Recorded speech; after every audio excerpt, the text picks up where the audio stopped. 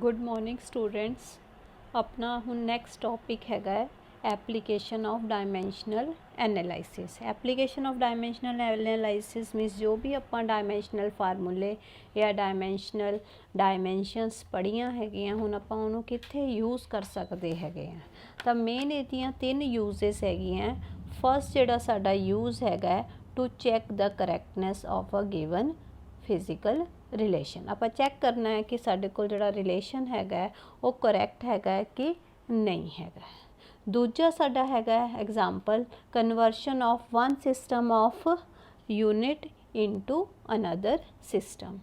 And third is to derive the relation between the various physical quantities कि साडी physical quantities जिहड़ियां given हैगियां उहदे विच आपां की इस तरह उन्होंने रिलेशन ड्राइव कर सकते हैं।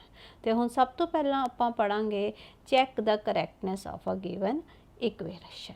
अगर साडे कोल कोई गिवन रिलेशन दिता होया उन्होंने आपां चैक करना है weather the given relation is correct और नॉट।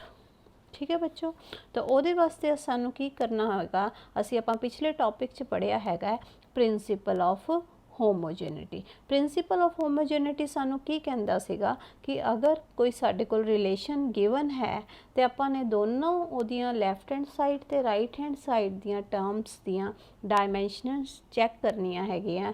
जे वो डायमेंशन सेम आ जांदियां हैगियां, if the dimensions are same the relation is correct और द फार्मूला इज़ करैक्ट। अगर वो डायमेंशन सेम नहीं आंदियां दोनों साइड्स दियां तो वो साडा फार्मूला इज़ नॉट करैक्ट। तो मीनस कंडीशन हैगी है जे राइट हैंड साइड के उत्ते जिहड़ियां टर्म्स लिखियां हुई हैं तो जिहड़ियां लैफ्ट हैंड साइड के उपर टर्म्स लिखियां हुई हैं दोनों दी अगर डायमेंशन सेम हैगियां तो साडा रिलेशन सही है, तो नहीं हैगियां तो साडा रिलेशन नहीं सही है।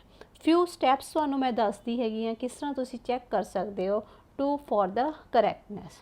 तो सब तो पहला साडे कोले 4 स्टैप्स होंदे हैगे हैं टू चैक द करैक्टनैस। तो सब तो पहला असी की करना हैगा, असी जो भी सानू फिजिकल रिलेशन दिता होया हैगा ओदी हर टर्म दी डायमेंशनल फार्मूला सानू पता होना चाहिए। ठीक है, असी उस इक्वेशन के थल्ले हर टर्म का डायमेंशनल फार्मूला लिख लेना है। ठीक है, फिर असी प्रिंसीपल ऑफ होमोजेनिटी अप्लाई करना है। प्रिंसीपल ऑफ होमोजेनिटी की कहता है दोनों साइड्स के डायमेंशनस तुसी देखनियां हैगियां। अगर दोनों साइड्स दियां डायमेंशनस तुहाडियां सेम आ जांदियां हैगियां तां वो फार्मूला की है डायमेंशनली करैक्ट हैगा। ठीक है बच्चों, जे डायमेंशनस दोनों साइड टर्म्स दियां सेम नहीं आंदियां हैगियां नॉट सेम तो दैट फार्मूला इज़ डायमेंशनली इनकरैक्ट। ठीक है, तो 2 कंडीशन आ गई, जो दोनों साइड्स दी डायमेंशन सेम है तो फार्मूला तुहाडा करैक्ट है। अगर सेम नहीं आ रही हैगियां तो फार्मूला तुहाडा करैक्ट नहीं है। ये बहुत ईजी मैथड है to check the relation is correct और नॉट। तो आप एक एग्जाम्पल ले लेंगे, सिंपल जिहा एग्जाम्पल लेंगे कि जिहड़ा प्रैशर होंदा हैगा वो की होंदा है, pressure is equal to force upon area where P is equal to pressure, F is equal to force and A is equal to area. हुण तुसी चैक करना है कि ये जिहड़ा रिलेशन दिता होया है P is equal to F upon A ये सही है कि नहीं है। ठीक है, उहदे विच तुसी मेन स्टैप्स तो आपां लैंदे हैं। सब तो पहलां आपां की करना है, सानू डायमेंशनल फार्मूला पता होना चाहिए है। प्रैशर दा डायमेंशनल फार्मूला की होंदा है M1 L-1 T-2। फिर फोर्स का डायमेंशनल फार्मूला, फोर्स का डायमेंशनल फार्मूला होंदा है ML-T-2। जे आपां पावर कुछ भी नहीं लिखते उहदा मतलब होंदा हैगा 1। ठीक है बच्चों, फिर एरिया, एरिया का डायमेंशनल फार्मूला आ गया M0 L2 T0। फिर स्टैप 2 दे विच आपां की करना है, आपां वो रिलेशन लिखना हैगा जिहदी P will become the left hand side and this becomes the right hand side। ठीक है बच्चों, फिर प्रैशर का डायमेंशनल फार्मूला तुसी लिखता ML-1 T-2। तो फोर्स का डायमेंशनल फार्मूला लिखता m1 l1 t माइनस 2। फिर नीचे एरिया का डायमेंशनल फार्मूला लिखता m0 l2 t 0। ठीक है बच्चों, हुण तुसीं इन्हां नूं सॉल्व कर लेना है। लैफ्ट हैंड साइड तो साडी सेम रहेगी m1 l minus 1 t minus 2। इस साइड दे विच न्यूमीनेटर m ऊपर 0 है तो कोई फर्क नहीं पड़ेगा, तो m विल बिकम 1। इत्थे जिहड़ा पावर 2 हैगी है ऊपर जाके -2 बन जाएगी, तो 1 माइनस 2 विल गिव यू -1। तो नीचे टाइम की पावर 0 है, वो भी ऐड ऊपर जाके होएगी, तो 0 आपां कुछ भी ऐड करिए तो साडे कोल वैल्यू सेम ही रहिंदी है। तो साडे कोल आ गई right hand side m1 l minus 1 t minus 2। हुण प्रिंसीपल ऑफ होमोजेनिटी आपां अप्लाई करते हैं, मीनस आपां दोनों साइड्स के डायमेंशनस चैक करने हैं। हुण m की डायमेंशन दोनों साइड सेम है, m की पावर 1 m की पावर 1। l की डायमेंशनस की हैगी हैं, l की पावर -1 l की पावर -1। और टाइम इज़ t माइनस 2 और इधर भी -2। मीनस हरेक जिहड़ा फंडामेंटल यूनिट हैगा है मास लेंथ और टाइम दोनों साइड्स उन्हां दी डायमेंशनस की आ रही हैं, सेम आ रही हैं। Therefore the given equation is dimensionally correct. ठीक है बच्चों, फिर हुण आपां दूजा एग्जाम्पल ले लैंदे हैं। आपां देखते हैं कि the relation v square minus u square is equal to 2as is correct और नॉट। आपां तुसीं डायमेंशनली चैक करना है कि रिलेशन करैक्ट हैगा कि नहीं हैगा। ਇਹਦੇ ਵਿੱਚ बच्चों v फाइनल विलोसिटी है, u इनिशियल विलोसिटी है, यानी कि दोनों का नेचर की हैगा सेम हैगा विलोसिटी का। ठीक है बच्चों, ए तुहाडी एक्सलरेशन हैगी है और एस तुहाडा डिस्टेंस हैगा। तो सब तो पहला साडा स्टैप होंदा है कि असी जिहड़ियां भी टर्म्स साडे कोल हैगियां सारां दे डायमेंशनल फार्मूले असी लिखीए। तो एस दा डायमेंशनल फार्मूला हो गया m0 l1 t0। फिर ए तुहाडी एक्सलरेशन हैगी है, उहदा डायमेंशनल फार्मूला हो गया m0 l1 t minus 2। v velocity हैगी है m0 l1 t minus 1। u भी विलोसिटी ही है, दोनों का डायमेंशनल फार्मूला सेम होगा m0 l1 t माइनस 1। और जिहड़ा साडा 2 हैगा 2 एक नुमैरिकल वैल्यू है, तो उहदा कोई डायमेंशनस नहीं होंदियां हैगियां, आपां नूं डायमेंशनलैस कॉन्सटेंट भी कहते हैं। ठीक है बच्चों, फिर साडे कोल असी रिलेशन लिख लेना जिहड़ा सानूं गिवन सीगा v square minus u square is equal to 2as। हुण v विलोसिटी का डायमेंशनल फार्मूला आपां लिख लिया m0 l1 t माइनस 1, तो इहदा आपां स्क्वेयर ले लिया क्योंकि इत्थे साडे कोल स्क्वेयर हैगा। एवें ही u का लिख के उहदा स्क्वेयर ले लिया। फिर 2 कॉन्सटेंट है, वो आपां लिखना नहीं हैगा। फिर a एक्सलरेशन हैगा m0 l t minus 2, acceleration का डायमेंशनल फार्मूला हो गया और s साडे कोल हो गया l। ठीक है बच्चों, जब इहदा तुसीं ब्रैकेट खोलोगे m टू दी 0 दे नाल कुछ भी मल्टीप्लाई करो तो 0 ही आ जाता है, तो it becomes m0। l the power 1 का स्क्वेयर लोगे तो it becomes l2। t minus 1 का स्क्वेयर लोगे तो it becomes t minus 2। Same ही मैथड दे नाल इत्थे तुहाडे कोल सेम आ जाएगा m0 l2 t माइनस 2। ठीक है बच्चों, तो इत्थे देखो m0 हुण एक l a हो गया तो एक l a हो गया, तो किन्ने l हो गए 2, तो तुहाडे कोल लिखता आपां l दी पावर 2। ठीक है बच्चों, फिर t दी पावर -2।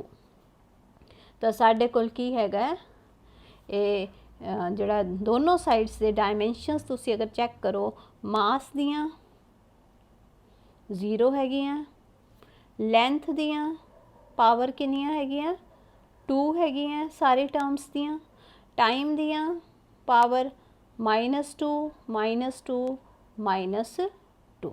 ठीक है बच्चों, तो साडे कोल आ गया कि जिहड़ियां हरेक टर्म दियां डायमेंशनस हैगियां वो की हैगियां सेम हैगियां। Therefore the given equation is dimensionally correct. तो बहुत ईजी है बच्चों, बस सानू पता होना चाहिए है कि हर टर्म का डायमेंशनल फार्मूला की हैगा, तो सानू दो चीज़ों नू ऐड करना है या सबट्रैक्ट करना है तो उन्होंने दे डायमेंशनस क्या होनी चाहिए, सेम होनी चाहिए। ठीक है बच्चों। फिर अपने को एग्जाम्पल आ जाता है check the correctness of the relation v is equal to 2gm/r। ठीक है, v वेलोसिटी है, g एक्सेलरेशन ग्रेविटेशनल कांस्टेंट है, m मास है तो r रेडियस है। फिर आपां की करना हैगा, सारिਆਂ ਦੇ डायमेंशनल फार्मूले लिखने हैगे आ। तो डायमेंशनल फार्मूला आपां लिखते हैं वेलोसिटी का m0 l1 t-1, gravitational constant m-1 l3 t-2, m is equal to m1 l0 t0। Means ये चीज़ आ नहीं रही, कला मास है, आर रेडियस है, रेडियस मीन्स लेंथ है, m0 l1 t0 और 2 की है एक न्यूमेरिकल वैल्यू है जो डायमेंशन लैस कांस्टेंट है। नाउ साडे कोल जिहड़ा रिलेशन है v is equal to 2gm/r, ये विच आपां डायमेंशनल फार्मूले सबसटीट्यूट करने हैं। लैफ्ट हैंड साइड जिहड़ी हैगी है साडी वेलोसिटी दा आ गया, दूजी साइड आपां 2 नहीं लिखना है, 2 डायमेंशनलैस है। जी की जगह आप ग्रेविटेशनल कांस्टेंट का डायमेंशनल फार्मूला, फिर वो मास के नाल मल्टीप्लाई हो रहा है, फिर नीचे डिवाइड हो रहा है तुहाडा रेडियस के नाल, और ये सारा कुछ साडे कोल स्क्वेयर रूट के अंदर हैगा है। ठीक है बच्चों, जब m-1 तो एक m ये दोनों आपस के तुहाडे कोल की बन जाएगा m0, -1 तो 1 की बन गया 0। फिर L3 आ गया, इत्थे 0 है तो नीचे एक L1 है तो ऊपर जाके ये बन गया L2। तो थर्ड टाइम जिहड़ा हैगा साडे कोल t-2, इहदा आपां स्क्वेयर रूट लेने हैगे हैं तो साडे कोल की आ जाऊगा m0 l1 t-1। आपां देखते हैं लैफ्ट हैंड साइड और राइट हैंड साइड दी जिहड़ियां डायमेंशनस है वो सेम है, m दी 0 है, l दी 1 है और t दी -1 है। Therefore the given relation is correct. Now बच्चों एक और एग्जाम्पल आप लेने हैं to check the correctness of the equation h is equal to 2td/rg cos theta. t की है सरफेस टेंशन है, d तुहाडी डेंसिटी है, r तुहाडा रेडियस है और g तुहाडा एक्सेलरेशन ड्यू टू ग्रेविटी है और h तुहाडी हाइट है। तो सब तो पहला सानू डायमेंशनल फार्मूले पता होना चाहिए हैं। हाइट लेंथ की फॉर्म च होंदी है, वह dimensional formula m0 l t0। Surface tension होंदा है फोर्स पर यूनिट लेंथ, तो साडे कोल आ गया m1 l0 t-2। डी तुहाडी डेंसिटी होंदी है mass over volume m l-3 t0। r तुहाडा हाइट है, रेडियस है तो it will be m l1 0। g acceleration due to gravity है l1 t-2 और cos थीटा एक कांस्टेंट हैगा जिहदी डायमेंशनस तुहाडियां कोई भी नहीं है। तो आप रिलेशन दे विच लिखते हैं h is equal to 2td/rg cos theta. Height का डायमेंशनल फार्मूला है m0 l1 t0 is equal to 2 डायमेंशनलैस है, टी तुहाडा हैगा सरफेस टेंशन, इहदा डायमेंशनल फार्मूला है m1 l0 t-2। डी तुहाडे कोल डेंसिटी है m1 l-3 t0 upon are radius हैगा तुहाडे कोल in terms of height, it's dimensions is this. And फिर आपके पास एक्सेलरेशन हैगी है, उसका डायमेंशनल फार्मूला है m0 l1 t-2। cos theta जिहड़ा साडा कांस्टेंट है उसका कोई डायमेंशनल फार्मूला नहीं है। जब आप इनू सॉल्व करते हैं तो साडे कोल m1 ते a1 तुहाडे कोल बन जाता है m2। ठीक है, फिर l0 ते -3 तो ये बन जाएगा l टू द पावर -3 और t-2 तो t0 तुहाडे कोल बन गया t-2 अपॉन हुण m0 है तुहाडे कोल इत्थे l1 ते 1 तुहाडा बन गया l2 और t0 ते -2 बन गया तुहाडा t-2। जब आप इनू सॉल्व करते हैं तो साडे कोल आ जाता है